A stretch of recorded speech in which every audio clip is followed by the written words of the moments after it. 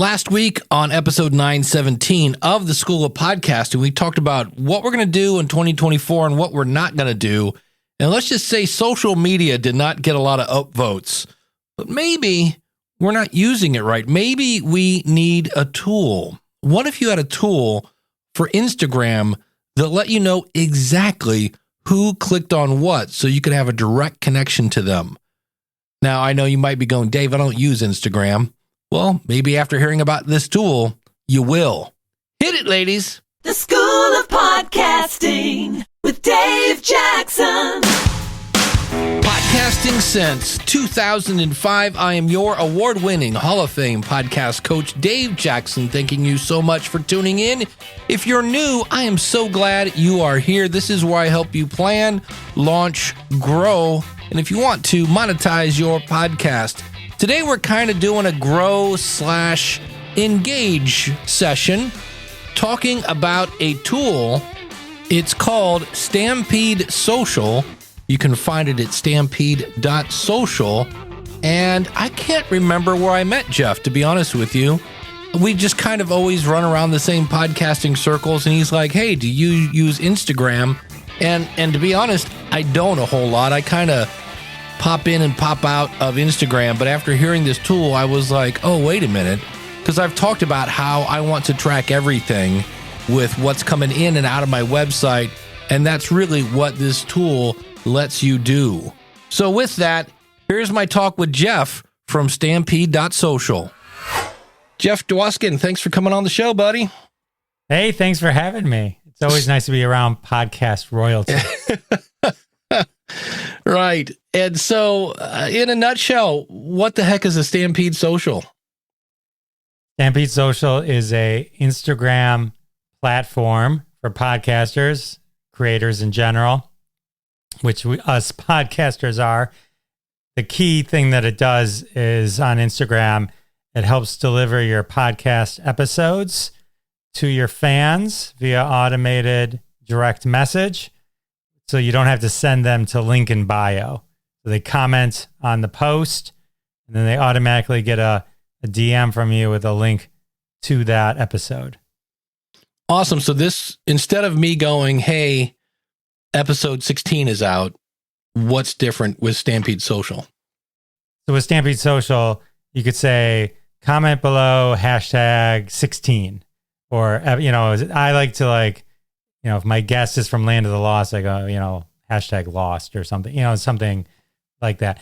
And so I say comment below hashtag 16 and I'll DM you a link to the episode. So they comment hashtag 16 and they would get a DM from you. Says, thanks for using hashtag 16. Here's a link to the episode. Interesting. So now you get to see who's interested in your content. Exactly. Under the covers, what's happening with this is one, if Dave, you request one of my episodes, which I'm sure you would. Of course. I know the link that gets sent to you in that DM is a unique link sent to you. And so I know that Dave requested this link, and I know if you clicked on it, I know why you requested it, which post you requested it from. I know how many times you clicked on it. And then over time, if you extrapolate that over a year, I know how many times overall you've requested content from me or commented on my posts. So Stampede Social is kind of aggregating for you and helping you understand who your top fans are. And I know this is a stupid question, but it's what popped in my head. It's only one link, though. I can't send you multiple links because then we've muddied the water, correct? Yeah, it's meant to be like a transaction. Like you ask for one thing and here it is. You can then ask for something else and get a different link. So you can have concurrent things going on at a time. Post one could be episode 16. The one before it could be episode hashtag 15. I was thinking more Android versus iOS. So you could say, hey, this week we talked about how to do blah, blah, blah so that you can yada, yada, yada. If you want to check it out and follow the show, hashtag Android for those on Android and hashtag, iOS for those on an iPhone. Is that something we could do? Yes, but an even simpler way is you could set up the link that it goes to can be anywhere. So it could be a Chartable link that you put there. it's a smart link underneath it, or a link that goes to a mini kind of page that has all the different variety of links that you can go to on it. Because that is the crazy thing, right? About, which by the way, everyone who has Canva, if you type in link in bio in Canva, it'll give you a little template, and you can create your little template for a particular episode and then link to the Spotify version, the Apple, Good Pods, whatever your thing is. And then you can save that as a web page that you can then use in Stampede Social and direct them to that page. So you don't have to worry about Apple, Android versus iPhone, all that kind of stuff. You send them to like a mini focused page with just a few links on it where they can pick the platform of choice. There you go. Yeah, I use Switchy for that. It makes my smart pages, and Switchy is a link tracker kind of tool. And that way you can see, okay, which app am I the most popular in? So what is some, I'm just thinking off the top of my head. This is one of those tools that's almost like you're opening up a can of ingredients, and it's just a matter of like, what do we want to make with this? So give us some other examples of how people are using Stampede Social. Sure. Well, there's some other really cool features because it's meant to be in a platform for you as to help manage your engagement. So one of the things that it does when you log into the dashboard, it has your posts and reels there, and you can click into them. And then we have some really cool AI tools that'll help you create responses to the comments that you're getting on the posts. And what's super cool about it is that it can also read the caption. So it's actually responding and creating a AI response in context to the caption. And then even cooler, you get to pick your tone and theme. So I'm like a witty comedian. You can be, a smart teacher or whatever, right? And so it'll build it in that way. It doesn't send it for you. You can then edit it, and you have to click send, or you can DM it to your fan. But it helps when everyone's just commenting hashtag emoji or fire emoji or the little two hands thing, right? So it can help you get a little creative. So it's a really cool kind of AI tool there. Plus it has post level giveaways. It has winner selection tools built into all the posts and the reels.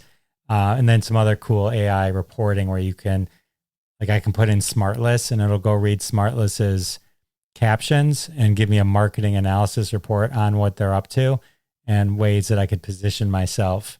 You could look at other podcasts that maybe talk about podcasting, see what they're doing, what their tone is, what their call to actions are, that kind of thing. So little competitive analysis you can do. Yeah. But what's really cool is that you can go live on Instagram.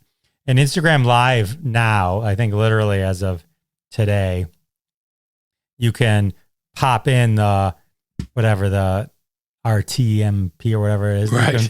They gave you access. Everyone now has access to those. So you can go to StreamYard or whatever, and you can now, from your desktop, go into Instagram Live. You don't have to do it with your phone anymore. Hey, this is Future Jay. For the record, almost every kind of streaming platform now can stream to Instagram. They've opened up their API, so it's not half as hard as we just described of getting a bunch of numbers and things like that. It's really easy now to stream to Instagram Live on things like StreamYard, Ecamm, etc.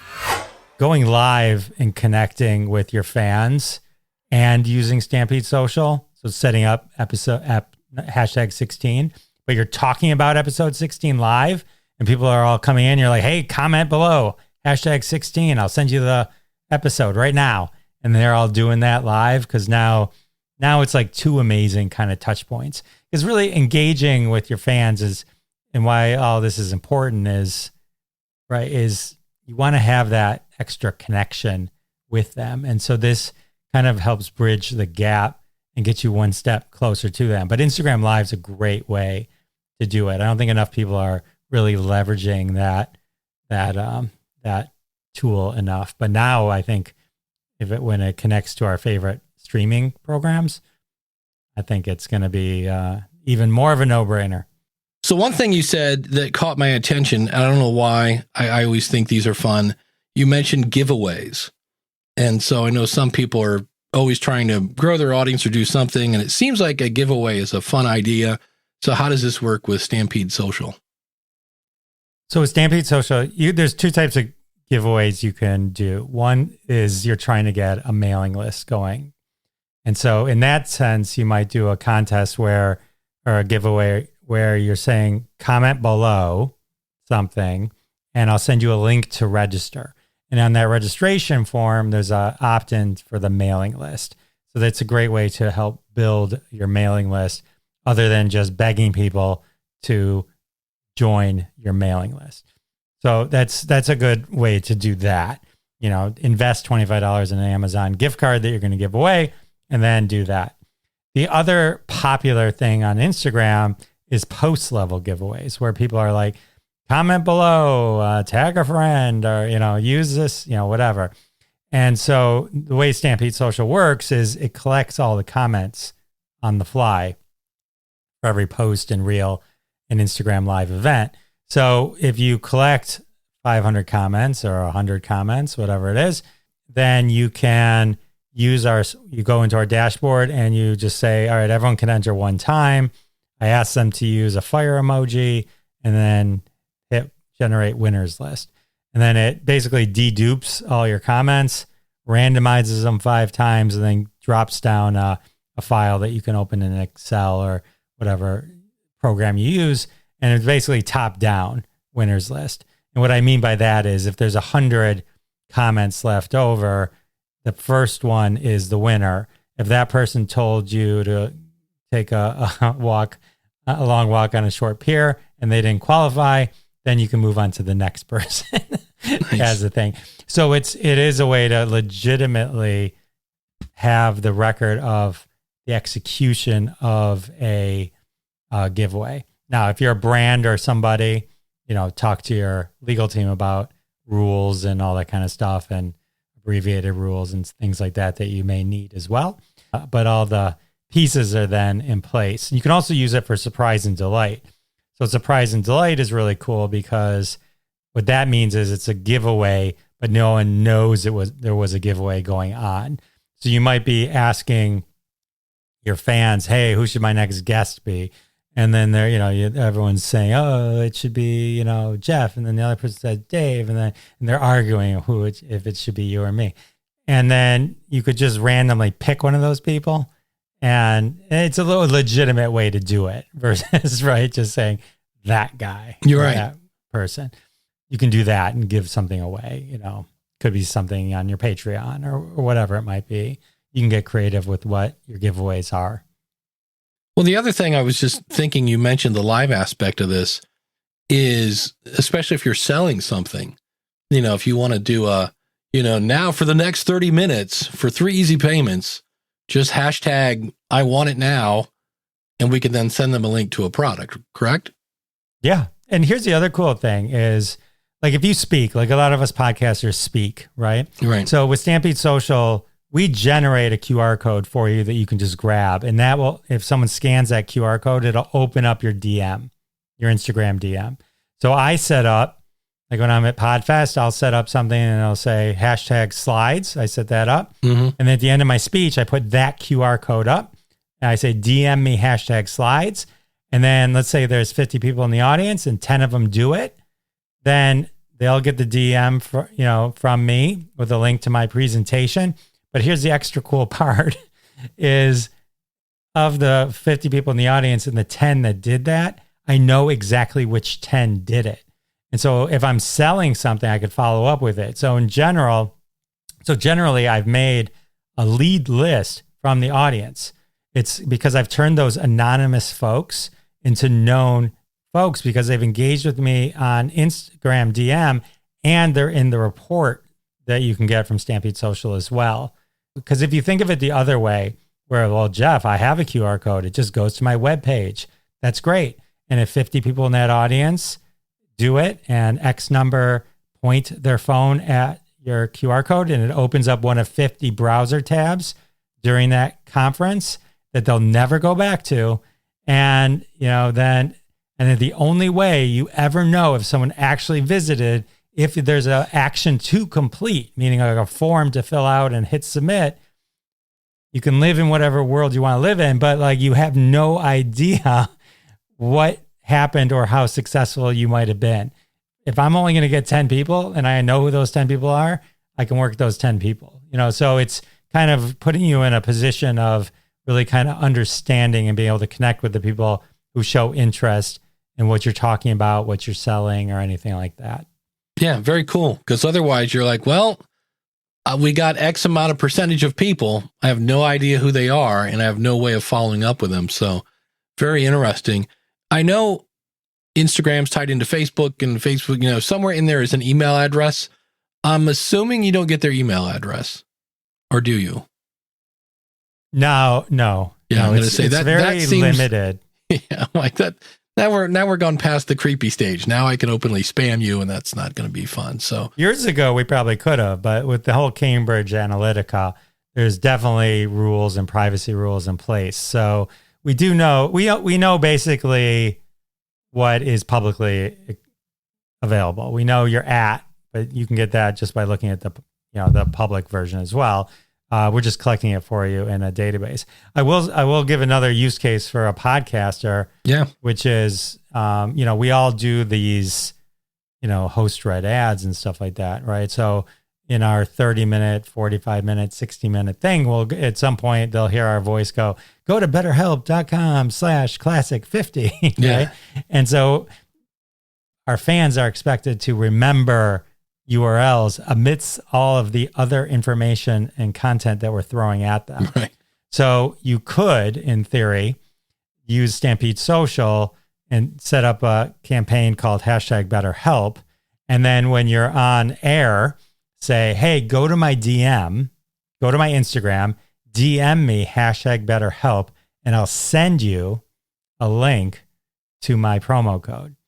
And so just like from on stage, I've now converted anyone who does that, because one, it's a lot easier to remember, and is that I've converted anonymous listeners into known listeners because they've now actually engaged with me in a meaningful way. And the extra bonus is, we all know this with our host read ads, we have absolutely no idea how many clicks or anything are sent over there. This way, because those links are automated, and I know, like I said earlier, like if you click on it, I know if you clicked on it, I have an idea. Like I know for sure I sent 25 clicks to my BetterHelp page. And so it kind of gives you a little bit of power back. And what's also cool about it though is, and it's because it's win-win for the podcaster, I believe, to promote that stuff off, through their social power as well. Right?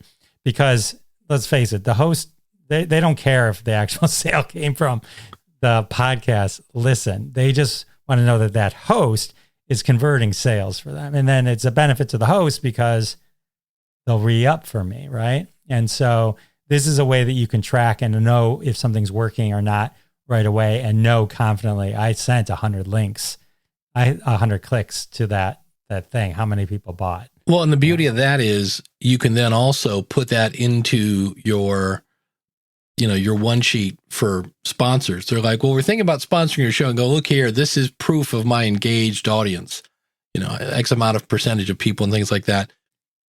That's a lot of information, which is great. And I know you've got a pretty robust reporting section on the back end. Is there anything we haven't mentioned yet in terms of reporting that is in the back end? Well, I will say that it's not the sexiest thing. For some people, the reporting and the data is sexy. It is very, very awesome. But I will say that one of the cool things about Stampede Social is, myself being a creator, podcaster myself, is building an enterprise level tool to give creators access to things that normally you'd have to spend a lot of money a month to have access to. So one of the full things that you get with Stampede Social is the stats for all your Instagram posts. And so you can download that and you can see all your impressions and all the stats to kind of really analyze how you're doing. Like I said, I know that doesn't sound sexy, but knowing how certain things perform and being able to then replicate the things that do work versus the things that don't work is really, really valuable information to have at your fingertips. And this makes it real easy. We can connect you with your TikTok stats as well. That's a little bonus. But it collects all the comments from all your posts, reels, and live events. So you can, and we're building AI tools all the time to help kind of analyze those. As a matter of fact, on the post level or reel level, REEL, there's a post comment analysis tool that uses AI too. So if you're having a conversation about a particular thing, it'll analyze and give you a report on those comments so that you can kind of get ideas and sentiment and ideas for future content based on conversations that you're having online. So ways to kind of really leverage that. But it also tells you who your top fans are. There's like a top 5 that we show, and then you can download the whole report. It shows you how your auto DM campaigns are doing. You can do user-generated content tracking as well. And it shows you kind of your popular posts so you can have a pulse on that. And then I talked about the AI competitive reports that you can do as well. Yeah. I work for Libsyn. We've worked with Facebook, and that is not always a party. They like to change things a lot and just kind of hork their technology. How are you going to stop from waking up one day and, sorry guys, Stampede Social doesn't work anymore? Well, sometimes that does happen, and then we have to wait for them to fix things. But it's not just us that would be broken. But is there anything you can do against that? I guess not, because it's a big giant company. When they turn left, everybody's going left. The good news is that Stampede Social, I mean, it's a fair question to ask. It's built on Meta tech, so it's built on Meta APIs. Meta has a very strict process that they put you through in terms of features and how things are built. So these are things that they want the developer community to build. The why Instagram, this was originally built on Twitter. And I know you joked about it, but when Elon took over and changed the whole API structure of how that worked, it's a little in the weeds, but it went from $0 to $42,000 a month. That became a little cost prohibitive. Just a little. Just a little. But the reason we focused on Instagram and built an entire suite for Instagram is Instagram, while one of the top 3 platforms, has the most gaps in it, especially when it comes to creators, for being such a creator-focused platform. So meaning like there is no good way to get content to your fans unless you send them to link in bio, which is an insane process if you think about that. If you're on your post and you go, hey, you want to listen to episode 16, go to my link in bio. You're asking them to leave that post. You're asking them to go to your profile, click on the link in your profile, and then maybe you have a structured link tree, or and the other people have web pages that look like their Instagram. So then you got to find that post that you were on already. So, I mean, you're like 5, 6, 7 clicks away from your content at this point. It's a horrible experience for your fans. And I think they say it's less than 1% of people that will actually ever do that. Now, don't get me wrong. You can put a link in the bio, so don't leave it empty. You can have something there. I'm just saying, don't send them there. You know what I mean? Don't, when you can create an experience, a white glove experience for them at the post level while they're there, why not do that? And I'll tell you, we have the stats that we see are generally over 100% click-through rate, right? Some people click it more than once, some people don't, but you know how stats work. But but generally, because of the intimate relationship that they ask for it and it's in their DM, there's a tremendously high click-through rate. Same as like earlier when I mentioned when you're at a conference, it's in your DM, you know where it is. Think about all the things you save. I always joke, I could retire on the knowledge of content that I have saved on LinkedIn if only I could find it. Yeah. And so that's it. So that's kind of what it is. So Instagram, the post level giveaways everyone does, but it's impossible to manage and measure those because you can't get to the data. User generated content. It's impossible to do anything but put it in motion. And it's hard to track that. And so all of those things we set out to fix and make accessible and cost effective for creators. So as I look at your pricing page, I see where, you can start off with the creator plan for $25 a month. And I see you have 5 automated DM campaigns there. So if I set up, hashtag 16, hashtag 17, 18, 19, and 20, what happens when I get to the 6th DM campaign? Does the first one quit working, or do I get prompted to upgrade, or how's that work? Likely you'll want to upgrade to a larger plan. And the idea with Instagram as well is that a lot of times, your posts have a few days of activity to them. So what you can do is you can archive one of the automated campaigns you have set up, and then you just replace it with a new fresh one. And then you kind of just keep doing that. That makes sense. Yeah. And you monitor the same thing, I guess. I see here on the creator plan, you monitor the last 10 posts, but that does make sense, because after a while, like, who's looking at your post from, a month and a half ago?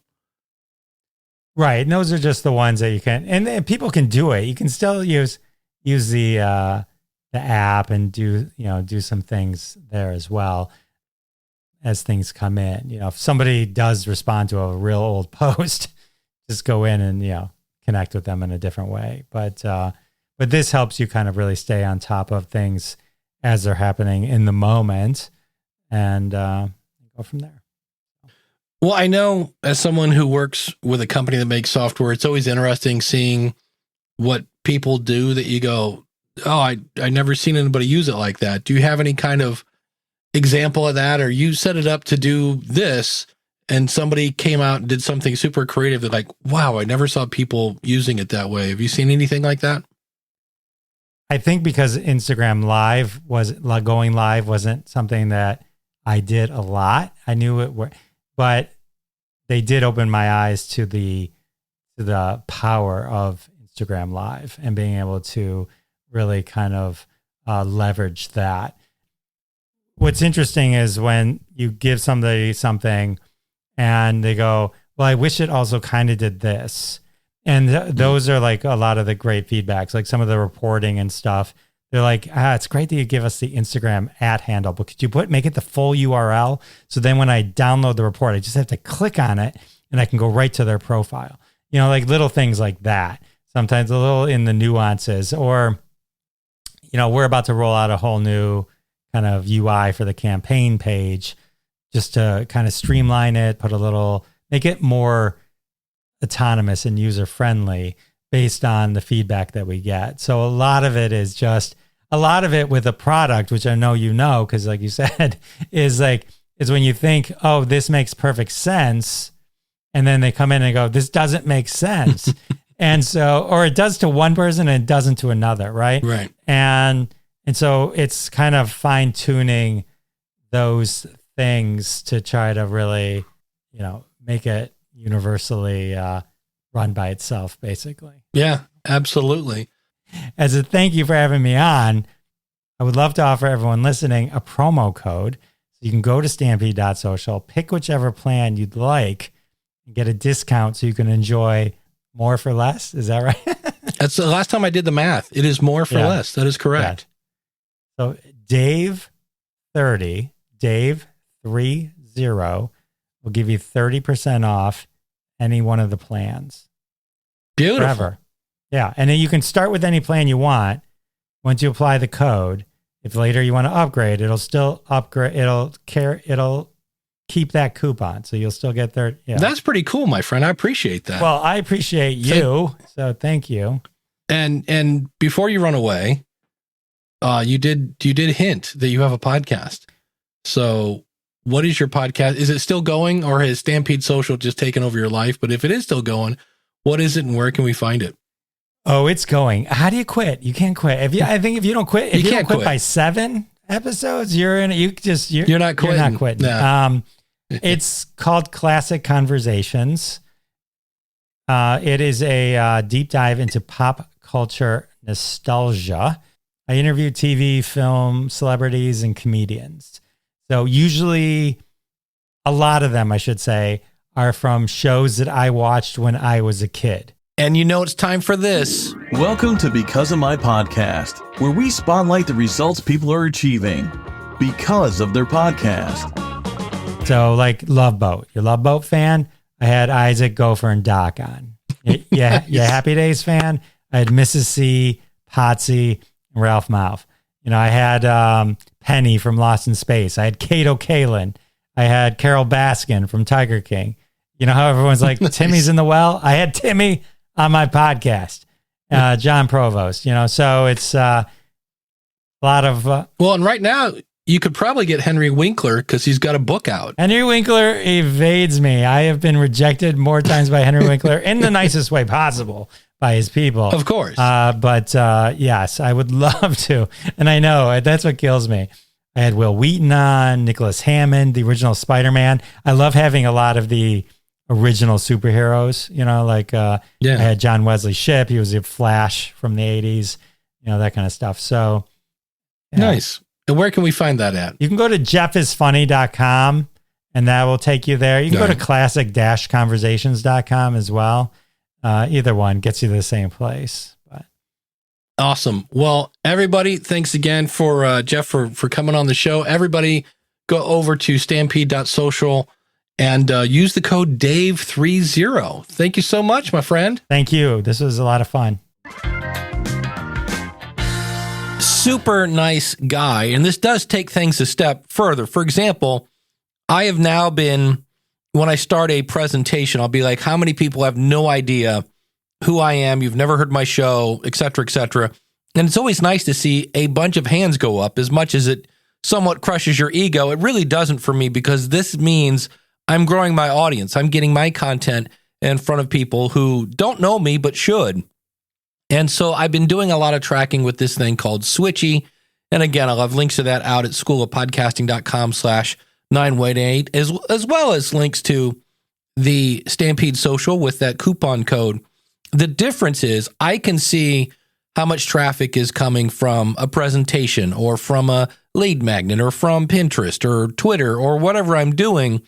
The difference here is Stampede Social lets me know not only how many, but who.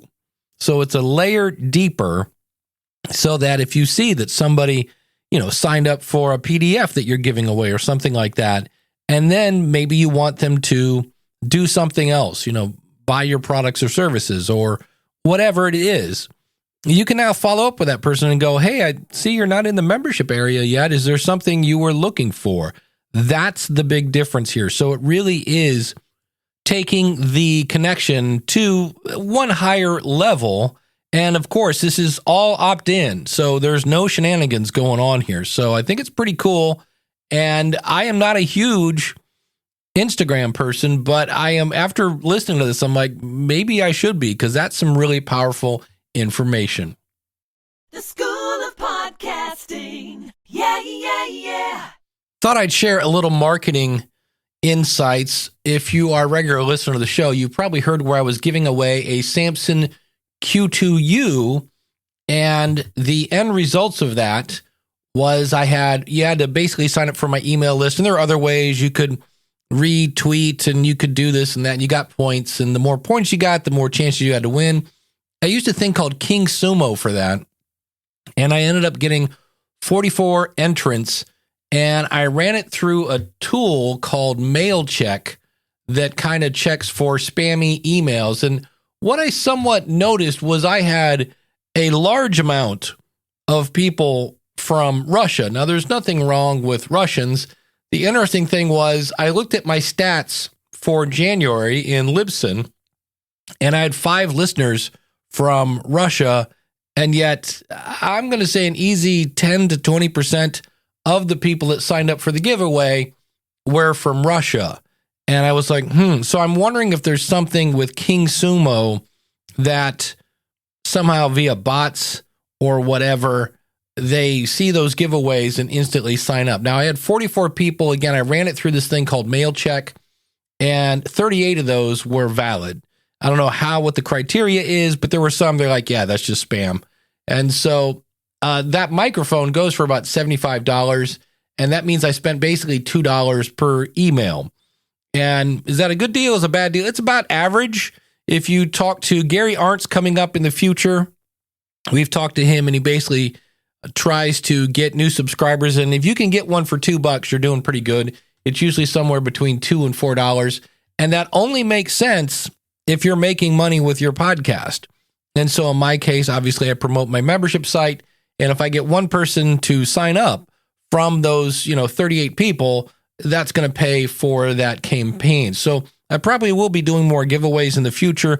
I just need to kind of sniff around King Sumo a bit because I am having a problem. I thought I could just order from Amazon and go, the shipping address is Russia. And I might just end up sending him money and go, here, go buy yourself one. Because Russian addresses are way different than American addresses, and things are getting a little confusing when I went to do that. If you have any insights on that, I would love to hear it. But thanks to everyone who signed up for the giveaway, and yeah, there'll probably be more in the future. The School of Podcasting. Yeah, yeah, yeah. You've heard me mention Podcasting 2.0 in the past, and what was kind of weird was there was no central home for Podcasting 2.0. And now there is, thanks to James Cridland from Pod News and Daniel J. Lewis from The Audacity to Podcast and the Future of Podcasting. If you go to podcasting2.org, see what they did there? See 2.0, 2.org. I think that's pretty cute. And this is hot off the presses. So there'll be more coming, but it kind of explains like what's the big deal about this. And it really just explains, I use the analogy, if you bought a car in 1957, you got 4 tires, you got a steering wheel, a brake, a gas, and that was about it. And then over the years, they're like, what if we add, a heater? What if we add air conditioning? What if we add a radio? And they took a car and made it better. And that's really what Podcasting 2.0 is about. They have a list there of apps. And then, so if somebody said, hey, Google Podcast is going away, I'm on an Android phone, what should I use? Right now, I would say Podcast Addict.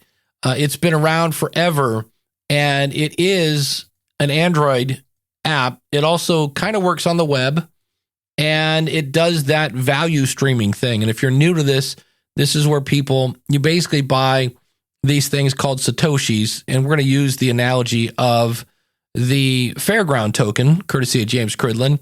So you buy these tokens because technically it's Bitcoin, but that makes people scared. And the more you like a show, the more you can give them. And the longer they listen, the more you make. And Podcast Addict is set up to do that. There are other ones, Podcast Guru, Fountain. True Fans is it's a web app, which means it's a website, but you can load it on your phone.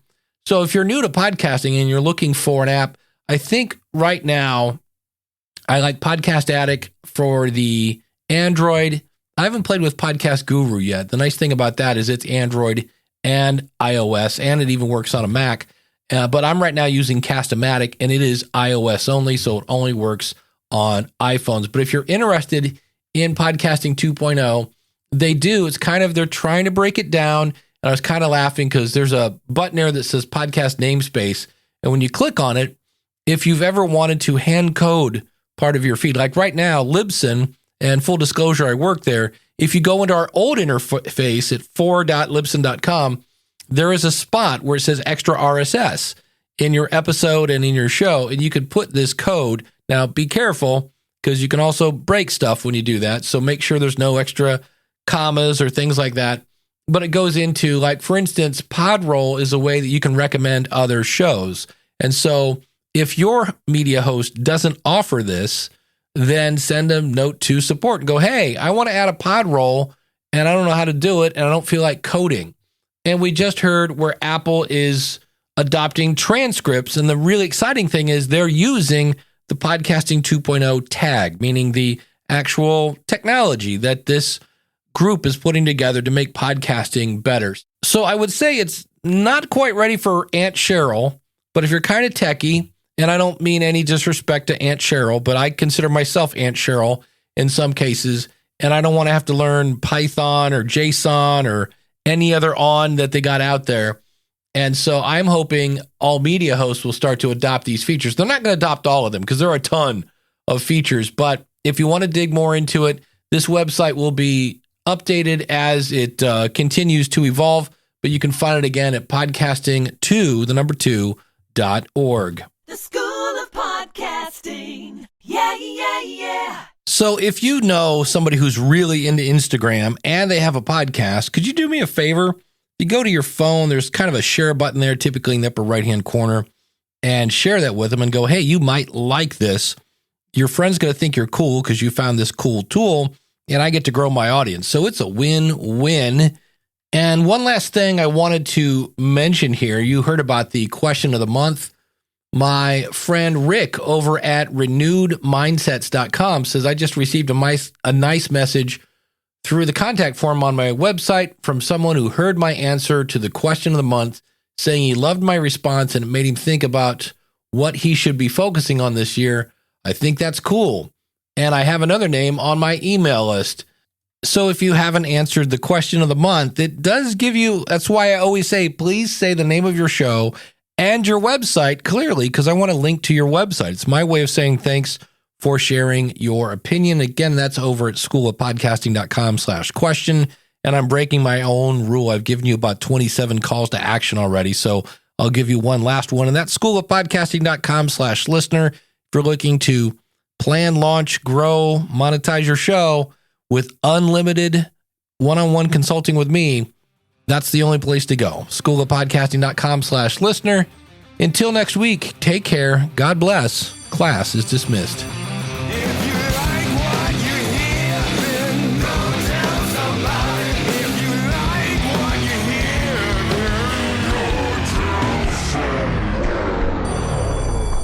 Of course, back then, you got, 4 tires, a weeble. What is a weeble? Well, if you're if you're over 40, they wobble, but they don't fall down. Hey, I just want to say thanks to everyone who wished me a happy birthday. I have gone one more time around the sun, and this last one is my last time in the 50s. I'm getting old. And I'm just here to tell you, that whole thing about the years go by quicker the older you get, yeah, that's not a lie. So if you're thinking of starting a podcast, the best time to start was back in 2004. The next best time is, now.